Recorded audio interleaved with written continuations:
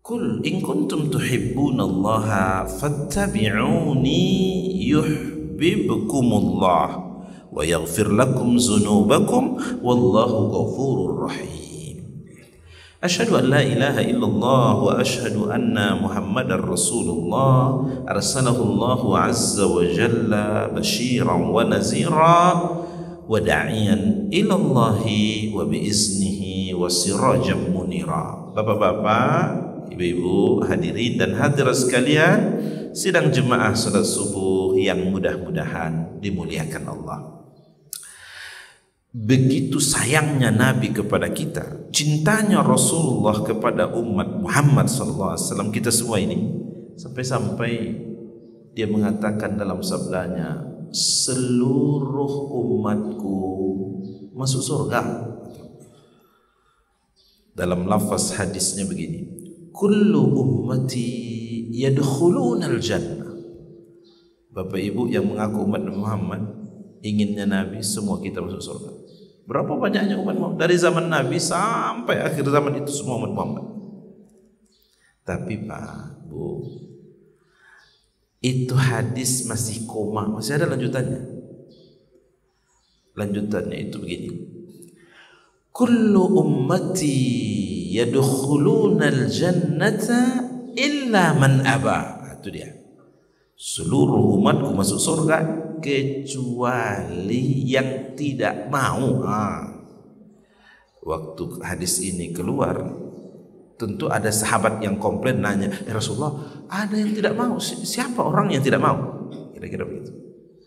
Qila wa man aba ya Rasulullah. Siapa yang tidak mau ya Rasulullah? Mana orangnya? Nah, Nabi tidak menyebut orang, tidak menyebut nama, tidak menunjuk hidung orang itu. Tapi Rasulullah hanya menyebutkan ciri-ciri. Jangan-jangan kita masuk nih, ya, ciri-ciri ini. Lanjutan hadis tersebut, man ata'ani dakhala al-jannah wa man asani faqad aba.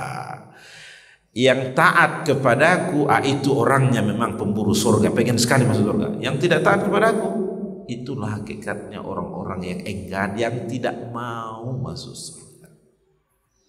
Bapak Ibu, sidang jemaah salat subuh yang dimuliakan Allah, oleh ulama-ulama tafsir menunjukkan ini adalah hadis indikasi menunjukkan Nabi Muhammad itu sayang sekali dengan kita. Harapannya tidak ada yang terperosok ke dalam neraka, semuanya masuk surga semua. Tapi apa daya, ada di antara kita yang tidak mau. Kalau yang tidak mau, bagaimana cara maksanya kan?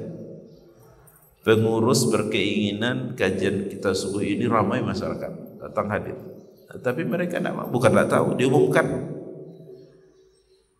Terus mau dipaksa. Dalam agama saja tidak ada paksaan. La ikraha fiddin. Ayat itu latar belakang turunnya kan begini Pak Bu.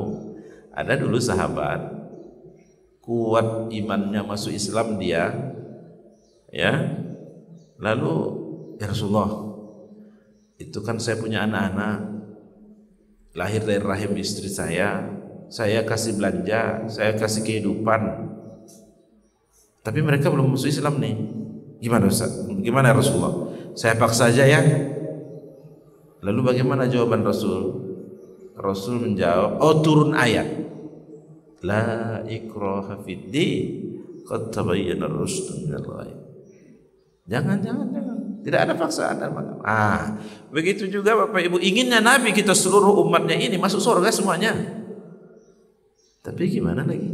Di antara kita ada yang tidak mau, ada yang enggan. Nampak kalau ia orangnya taat mengikuti sunnah-sunnah Rasul, taat dalam mengikuti arahan Allah, itu dah hakikatnya para pemburu surga itu. Tapi sebaliknya, acuh saja, itu dia hakikatnya, dia tidak mau masuk surga. Yang kedua, fakta, dalil yang menunjukkan bahwa sayangnya Nabi kepada kita umatnya itu. Jadi Nabi duduk-duduk nih Pak, ada sahabat senior di situ, Bakar, Umar, Utsman, termasuk Ibnu Mas'ud. Ibnu Mas'ud ini perawakannya agak pendek-pendek ketek. Jadi suatu waktu Ibnu Mas'ud ini duduk-duduk dengan sahabat musim kurma. Jadi korma itu panen agak banyak yang masak, dialah yang memanjat. Kecuali ada sahabat, kakinya ketek, agak galak yang lain, ditertawakan. Kakinya itu. Lalu Nabi Muhammad hadir di situ, ada di kebun itu ada. Apa kata Nabi? Sungguh kakinya Ibnu Mas'ud lebih berat dari bukit Uhud pahalanya.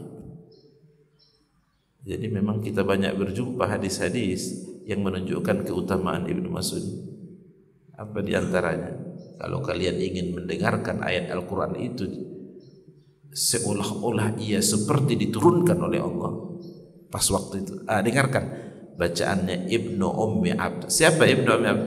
Ibnu Mas'ud. Makanya dia termasuk satu ilmuwan di antara kalangan sahabat kan. Banyak ilmunya terkait dengan Quran. Lah, jadi Nabi waktu itu duduk-duduk nih, ada Abu Bakar, ada Umar, ada Utsman, ada Ibnu Mas'ud. Tiba-tiba Nabi mengeluarkan sabdanya. Dari bibir Nabi keluar begini. Wadittu an alqi ma'a ikhwani. Kalimatnya itu ikhwani.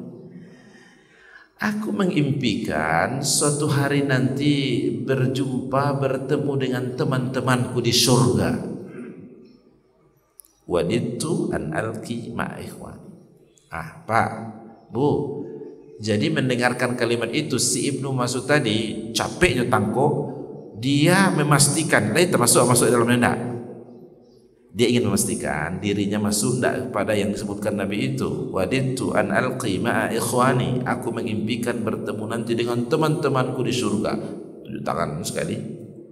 Lalu apa kata Ibnu Mas'ud? Ya Rasulullah, awalaysa nahnu min ikhwani? Kami-kami yang hadir sekarang ini bukankah itu di antara teman-temanmu yang engkau impikan bertemu dengan kami nanti di surga? Jadi mode itu Ibnu Mas'ud itu nampak merespon satu peluang amal kebaikan itu, merespon satu itu tidak menunggu orang lain, gitu, langsung. Itu Ibnu Mas'ud tuh karakter. Kalau akan cari orang dulu. Itu kalau kita lihat keadaan wait and see. Tidak dengan natural saya melakukan itu. Ibnu Mas'ud tipikalnya begitu. Lalu jawab oleh Nabi, "La, antum ashabi." Enggak, ini konteksnya bukan kalian. Kalau kalian itu bukan ikhwani, bukan istilahnya teman-temanku. Kalian itu istilahnya ashabi, sahabatku. Jadi memang berbeda Pak.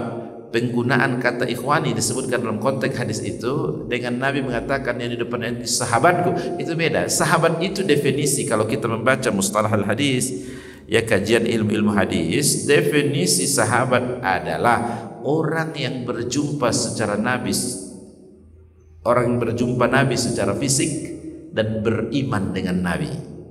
Dua berarti berjumpa. Seperti Bapak Ibu jumpa saya sekarang nih. Jadi sahabat yang berjumpa dengan Nabi dan beriman dengan Nabi, itu yang disebut sahabat. Kan ada orang yang berjumpa dengan Nabi tapi tidak beriman, Abu Lahab, Abu Jahal, tidak cocok disebut sahabat Nabi. Ya kan? Kalau pujian Nabi, pujian Al-Quran, pujian Allah terkait dengan sahabat generasi awal, jangan ditanya banyak sekali. Nabi pernah bersabda, ashabi kan nujum. Sahabatku itu bagaikan bintang ke bintang, tinggi menjulang berkedap-kedap, indah. Allah mengatakan dalam Quran terkait dengan sahabat pujian, as-sabiqunal awwaluna minal muhajirin wal ansar. Bahkan ada yang dimaafkan, diampuni oleh Allah. Ada hadis yang menyebutkan bahwa yang dijamin, sahabat-sahabat yang dijamin masuk surga. Kalau Nabi Muhammad yang mengatakan, Allah yang mengatakan, itu tidak ada prank. Kalau manusia yang mengatakan kadang antara itu tidak gitu ya, bergulir isu namanya akan dijadikan menteri, kiranya prank saja. Itu ya, kalau Allah yang mengatakan, Nabi yang mengatakan, tidak ada prank.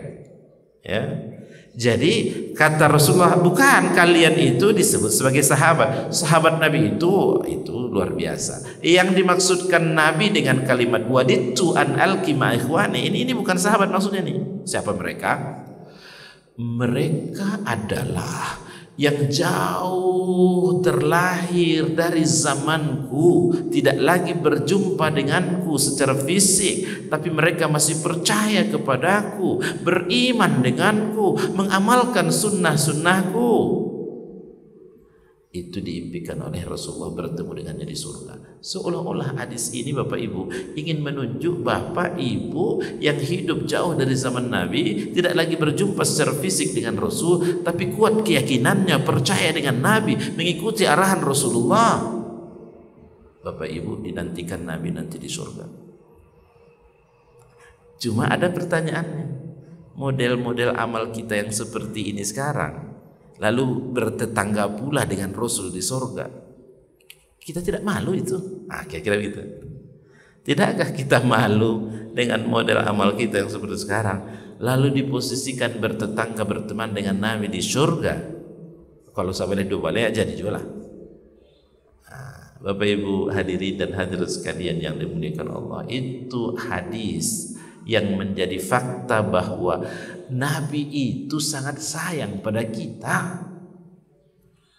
Nah, cuma ada pertanyaan lain, begitu sayangnya Wak dengan Rasul, apakah kita hadirkan sunnah-sunnah Nabi dalam kehidupan kita? Di rumah tangga kita itu cocok enggak copy paste dari rumah tangga Rasulullah? Lalu Wak jago Wak, begitukah yang diajarkan oleh Nabi? Lain minum jo makan jo tangan kita, begitukah Rasulullah kalau makan? Bapak Ibu, tersandung kaki kita dengan kerikil kecil di luar sana, namun yang muncul dari bibir kita adalah nama-nama yang ada di kebun binatang, begitukah Rasulullah? Itu pertanyaannya tuh. Jadi Pak, beberapa minggu yang lalu kita kan memperingati kelahiran Nabi. Memperingati kelahiran Nabi itu sekaligus evaluasi kritik terhadap diri. Sejauh mana kita mencontohi, meneladani Rasulullah dari sikapnya, dari sifatnya, dari kemuliaan akhlaknya, kehidupan sehari-hari. Begitu simpel. Tapi itu sekaligus itu mengevaluasi terhadap kita dengan Rasulullah. Ada satu lagi Pak Bu, hadis yang menunjukkan itu kedekatan Nabi. Jadi Nabi itu kan mau meninggal, tinggal nafas, nazak sudah di sini nafas. Di antara kalimat-kalimat yang keluar dari bibir Nabi adalah Bapak Ibu. Apa kata beliau? Ummati, ummati, ummati, umatku, umatku, umatku. Oleh ulama itu isyarat yang menunjukkan sebenarnya Nabi tidak ingin berpisah dengan kita umatnya. Rasulullah itu ingin membimbing dan menuntun kita sampai ke depan pintu surga. Itu. Tapi apa daya, Nabi Muhammad itu juga walaupun dia Rasul, dia juga punya ajal. Tidak bisa diperlambat, walau satu detik pun tidak bisa. Kalau datang dia tidak bisa diperlambat. Jadi itu kalimat menunjukkan begitu sayangnya cintanya Nabi pada kita. Dia tidak ingin bahwa kita terperosok ke dalam neraka, inginnya semua masuk surga. Dia mengimpikan suatu hari nanti bertemu dengan kita. Nah, Bapak Ibu, kalau bertemu kan langsung nampak mujizat, biasa, beriman. Ini kan sudah 1400 tahun, 14 abad Nabi tidak ada, tapi kita masih percaya dinantikan oleh Rasul Bapak Ibu di surga. Bapak Ibu, jangan-jangan baginda Nabi hanya bertepuk sebelah tangan. Ini saya cinta jawab. Kita tidak mau tahu dengan sunnah Rasul segala macam. Kalau bertepuk sebelah tangan tentu tidak berbunyi Pak. Kecintaan Rasulullah itu mestinya harus kita balas dengan kecintaan kita pula dengan Rasulullah. Nah, baru kalau bertepuk dua tangan bunyinya kan. Bapak Ibu hadirin dan hadirat sekalian yang dimuliakan Allah, tunas-tunas cinta kepada Rasul itu diawali pemahaman kita yang sempurna terhadap Rasul. Apakah Bapak sangat sayang dengan ibu di rumah, istrinya? Oh iya, cinta mati, sehidup semati gitu. Apakah Bapak cinta terhadap istrinya? Oh iya. Apakah ibu hanya mengetahui suami ibu, namanya, lahirnya, ya orang tuanya siapa, itu saja? Oh tidak, sudah 10 tahun, 20 tahun, 30 tahun berkeluarga, hal yang terkecil pun dari suami, dari istri sudah diketahui itu kan. Ini tidak mau ini suami saya ini buat dia marah nih, ini senang dia nih. Apakah begitu kita dengan Rasulullah Sallallahu Alaihi Wasallam? Jadi Pak Bu, tidak ada kata terlambat. untuk mengetahui lebih dalam tentang Nabi itu, tidak ada masalah, kita teruskan sampai akhir hayat baca, supaya apa? Bibit tunas dari cinta kita kepada Rasul itu semakin kuat tepukannya, semakin klop. Bapak Ibu, apakah Nabi itu tinggi? Tingginya model tukar listrik atau pendek? Kan belum tergambar oleh kita kan? Katanya cinta pada Nabi, tapi pengetahuannya cuma dangkal. Nabi itu katanya rambut panjang, mau dia nak pang tuh jangan salah sangka nanti dengan Rasul. Nabi itu Pak pernah ditantang oleh orang di Mekah yang badannya kekar, pegulat di Jazirah Arab. Tawarannya adalah kalau menang bego Nabi, Abu bersahadat, dijual, dibalik Nabi. Lalu bergulat, kalah jatuh, kalahnya. Lalu bersahadat dia. Terbayang tidak kira-kira model bentuk Nabi itu bagaimana bodinya, badannya? Krempek. Kalau kurus ya kan mungkin dia untuk mengalahkan lawannya. Bapak Ibu, itu baru sekelumit. Ustaz di mana tuh dapat cerita itu Pak Ustaz? Kitab Syama'il Muhammadiyah Imam At-Tirmizi telah mengumpulkan hadis-hadis yang menunjukkan tentang sikap badan ya, ciptaan fisik. Nabi itu kalau senyum gimana senyumnya? Katanya senyum itu sedekah. Apakah senyum lebar? Nabi itu kalau berjalan gemoy enggak? Lunglai itu. Disebutkan. Jadi tidak ada ruginya kita punya buku itu.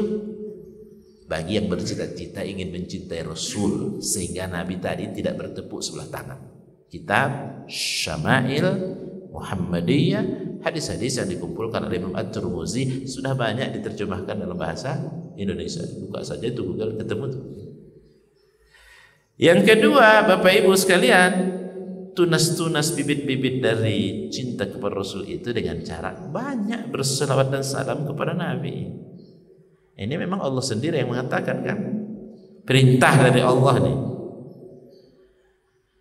Innallaha wa malaikatahu yusalluna 'alan nabi. Sesungguhnya Allah dan malaikat-malaikatnya berselawat pada Nabi. Allah saja Pak berselawat pada Nabi.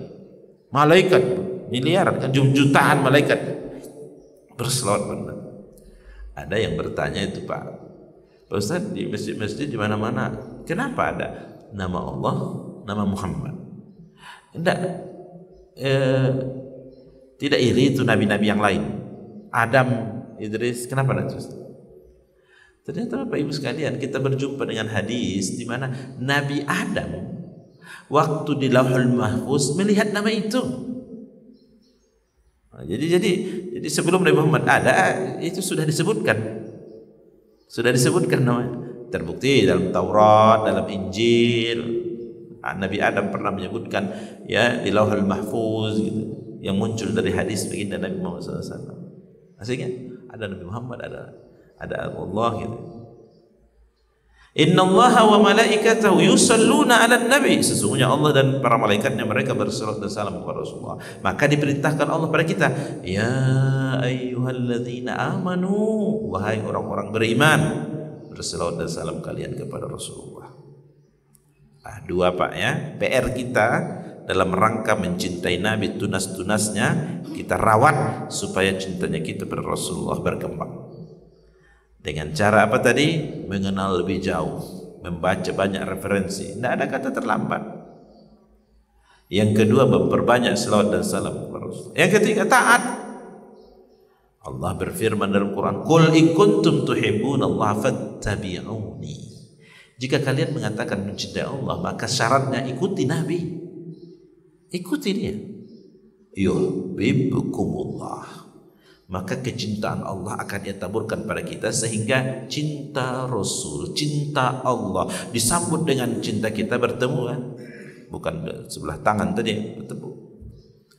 Bagaimana mengikuti? Ya, mulai dari yang wajib-wajib sampai yang sunat ikutilah. Gimana? Pak, itu beda tuh Pak dengan amalan Nabi. Perbaiki diri. Standar kita harus cocok dengan apa yang digariskan oleh Al-Quran, apa yang dilakukan oleh baginda Nabi. Berbeda dengan itu, legowo, perbaiki diri. Apakah Nabi Muhammad itu sunnahnya hadir dalam rumah tangga kita? Pak, Bu, makan kita apakah sudah sesuai dengan makannya Nabi? Bagaimana makan Nabi? Nabi dalam satu sabdanya, bila makan samillah, membaca bismillah. Jadi riwayat yang paling banyak keluar doa sebelum makan itu bismillah. Tapi kan ada Pak Ustaz ngomong lana, ada riwayatnya tapi itu minim sedikit. Boleh silakan. Tapi ya cukup dengan pendek itu bismillah. Itu riwayatnya kuat. Ada ya kita pikir-pikir ya kalau orang lapar Pak dengan doa panjang-panjang itu tidak masuk ternyata. Bismillah itunya. Samillah. Riwayat yang paling kuat itu bila Anda mau makan samillah, bismillah. Selesai. Setiap pekerjaan yang diawali dengan bismillah ibadah. Berikutnya wa khudz bi yaminik, dengan tangan kanan. Bapak Ibu ada yang berpendapat, Pak Ustaz, kini kan dengan ala barat pakai sendok saja. Nabi Muhammad sunnahnya pakai tangan. Iya, tapi kalau makan sup pakai sendok, pakai tangan baru caranya. Disesuaikan, tidak pula kita terlalu pokoknya cuci tangan saja. Baru cara ambil kuah cuci tangan. Nah, artinya terbuka pula pikiran kita, tidak usah. Pokoknya tidak ada zaman Nabi, tidak ada, jangan begitu. Disesuaikan, yang bisa cuci tangan.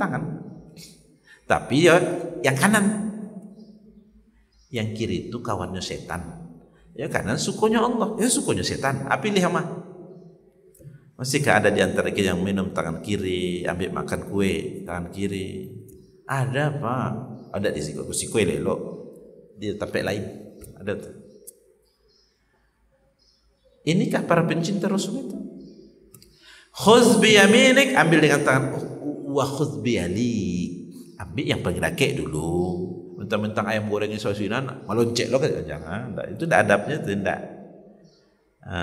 Dengan tenang, ambil dan rakek lo, habis itu baru kasih, itu tidak ada salah. Lalu setelah makan bacalah doa, alhamdulillahilladzi at'amana wa saqana wa ja'alana minal muslimin. Lain Pak Ustaz, lain mencontoh Nabi dari ketek lah hafal doa itu. Pak Bu, bukan hanya seperti itu, tapi dalami apa yang dimaksud Nabi dengan doa itu. Ya Allah Pak Bu, ketika kita mendalami doa itu mendapatkan kita luar biasa. Kita mengucapkan alhamdulillah itu tarasu, terima kasih ya Allah. Atas apa kita berterima kasih? 3 hal. Alhamdulillahilladzi at'amana wa saqana wa ja'alana minal muslimin. Terima kasih Allah yang telah memberi kami makan. Lapar bana tadi tu dapat makan. Alhamdulillah kenyang. Tarasona. Taraso. Kadang sedang makan lewat pintu tak nampak lah. Saking lamanya tu. Yang kedua, kita berterima kasih pada Allah atas apa? Wasaqana. Alhamdulillah, terima kasih Allah yang telah memberi kami minum. Bana tadi dapat minuman yang sudah diorder, minum. Terasa. Itu yang kedua. Ada yang ketiga, waja'alana minal muslimin, yang telah menjadikan kami orang Islam. Kita orang Islam ini kan ada aktivitas ibadahnya. Sembahyang subuh tadi, membaca Quran, ada yang tahajud mungkin, ada yang lain. Lai taraso nikmatnya ndak. Seperti sama nikmat makan, nikmat minum. Nabi Muhammad mensejajarkan 3 nikmat itu. Taraso lamaknya randang, taraso lamaknya minum jus, mestinya taraso sembahyang subuh tadi lamaknya. Apakah kita rasakan demikian? Kalau makan minum lai Pak Ustaz, ambo aku itu. Tapi kalau sembahyang subuh tadi di setengah-setengah kecibibu nanti bayang anak kadi masak biku Pak Ustaz. Itu nanti bayang ketika sembahyang. Sementara baginda Nabi mensejajarkan 3 nikmat itu dan tidak membeda-bedakan. Mereka yang dapat menikmati makan, menikmati minum, mestinya juga menikmati aktivitas ibadah. Rasulullah membayutang lah, alhamdulillah selesai subuh hari besok lalai. Bapak Ibu yang dimuliakan Allah Subhanahu wa taala, ada orang yang terpaksa makan minum. Kalau terpaksa sarapan pagi tidak makan enggak ada. Tidak ada orang begitu. Kenapa? Itu kebutuhannya. Kalau kita beribadah adalah kebutuhan kita, kita yang datang ke masjid dengan penuh kesadaran, kita yang men-setting waktu untuk membaca Al-Quran, tidak tanang adikku, doa dan kurang rasanya, atau tidak ada baca Quran. Kalau sudah begitu, itu kebutuhan. Merasa menikmati ketika membaca Al-Quran, lembaran-lembaran dibaca dengan begitu nyaman, menyejukkan hati. Ikut dua baris baru baca, alit 3 kali menghitung kalau masih banyak kok. moodnya tidak muncul. Sementara Nabi mengajarkan kita berterima kasih alhamdulillah atas 3 nikmat itu, makan, minum, menjadi orang Islam, seluruh aktivitas keagamaan itu kan. Kok bisa beda? Sementara Nabi mensejajarkan 3 nikmat itu. Nah, sampai ke situ kita berinteraksi dengan sunnah itu Pak, Bu, sehingga ya mendarah daging, membumi ya itu istilahnya kan. Apakah Nabi Muhammad itu sunnah-sunnahnya hadir dalam tidur kita? Jagoak laluat semuanya. Bapak Ibu, ikan lalu tidak perlu kita menjelaskan tidur karena memanglah akrab dengan kehidupan doa. Tapi kadang ngomong itu tidaklah biasa, Pak. Jadi tidak menjadi sesuatu yang menakjubkan selain. Pak, Bu, tidur kita itu bukan hanya sekedar refresh untuk segar pagi bisa lo karajo balik. Bukan hanya sekedar itu. Bukan hanya sekedar itu, tetapi tidur kita itu ternyata adalah miniatur dari hari berbangkit, laboratorium kehidupan yang Allah ingin tunjukkan pada kita. Itu bisa lo mati dek lo balik. Coba bagaimana kalau kita tidur itu disuruh Nabi baca doa Bismillah, Bismika Allahumma ahya wa amut, dengan namamu ya Allah kami hidup dan mati. Oh, jadi tidur waktu mati itu Pak, mati. Siapa yang mengistilahkan mati? Nabi Muhammad ajarkan kita begitu istilah mati. Dalam riwayat yang lain, orang itu kalau mau tidur rohnya pergi. Lalu kadang berjumpa dengan roh-roh yang lain. Kadang pula hadir dalam mimpi. Jam 10 tadi malam mungkin Pak, tadi kalau lo, artinya apa itu? Lalu bakar ruah. Beko jam 30 tiba balik. Setelah dia datang maka kita disuruh berdoa. Alhamdulillah, terima kasih Allah. Terima kasih. Atas apa kita berterima kasih? Coba lihat. Ahyana ba'dama amatana wa ilaihin nusur. Yang telah menghidupkan kami. Tadi wak mati Pak, Bu. Amatana, tadi wak mati. Wa ilaihin nusur, dan kepadanya lah kami kembali. Mudah sih bagi Allah. Tadi wak mati itu ide ya. Mudah bagi Allah kalau nanti membuat hari berbangkit. Yang sudah lama mati dihidupkan, bisa bagi Allah. Dalam kehidupan kita ini sudah biasa kok. Lalu apa yang membuat kita komplain itu apa? Yang membuat kita tidak percaya itu apa? Bapak Ibu, jam 10 tadi malam ya, lalu Bismika Allahumma ahya wa amut, itu pairah tuh. Jam sampai alu joti bolai, sampai 30 ndak joti bolai, jam 5 ndak joti bo, lah jam 6 lah sehari 2 hari ndak tiba-tiba nyodo Pak, Bu, ceritanya tuh. Inna lillahi wa inna ilaihi raji'un. Takziah wa kurma apa mulai mati meninggal. Subhanallah. Pak Ustaz, dari ketek kami lapar doa tu. Tapi pernahkah sampai pikiran kita melihat lebih dalam yang menguatkan kekokohan akidah iman kita kepada Allah tentang hari kiamat, hari berbangkit? Padahal itu laboratorium dalam kehidupan kita yang dekat akrab dengan kita setiap hari kita lalu. Subhanallah. Banyak lagi Pak, Bu, sunnah-sunnah Nabi itu kan. Nabi Muhammad. Ada satu ketika, ini mungkin terakhir, Abu Musa al-As'ari, dia menaklukkan satu kota di Mesir, Lamubana, kota Alexandria, Iskandaria. Kalau biasanya negeri-negeri yang lain 2-3 hari selesai, 1 minggu selesai, ditaklukkan. Ikulah berhari-hari, berminggu-minggu, tidak bisa ditaklukkan. Lalu berkumpul bersahabat. Singkat cerita, kata Abu Musa al-As'ari, tahu enggak Pak kok lambe? Karena kita sudah mulai meninggalkan sunnah-sunnah Rasul. Itu ditanya sahabat yang lain, sunnah yang mana tuh? Yang mana sunnah yang tinggal tuh? Bersiwak, gosok gigi.